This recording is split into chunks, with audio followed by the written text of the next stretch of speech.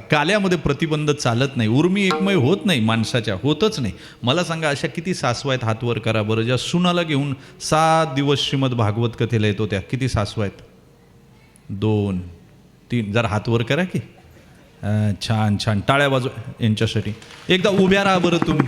कोण कोण आहे मला पाहू द्या. उभ्या राहा ना, काय लाजायचे? अरे कौतुक आहे तुमचं. वा वा, उभ्या राहा. अजून कोण कोण? 1 2 3 4. ह्या खरं बोलतात का खोटं हे तपासायला लागेल का नाही मला सांगा. थांबा, बसायचं नाही, बसायचं नाही. आता तुमच्या सुना कुठे मला सांगा बरं. सुना उभ्या करा बरं. यांच्या सुना त्यांच्या शेजारी जाऊन उभ्या राहा. इकडे लक्ष द्या, ऐका.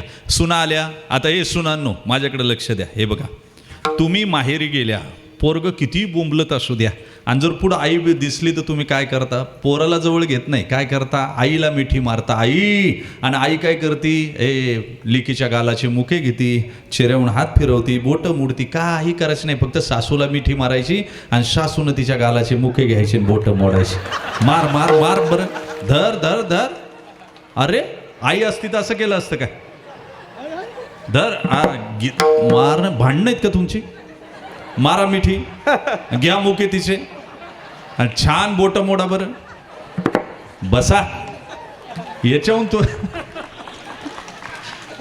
तुम्हाला कळालं असं उर्मी एकमय होत नाहीत कधी.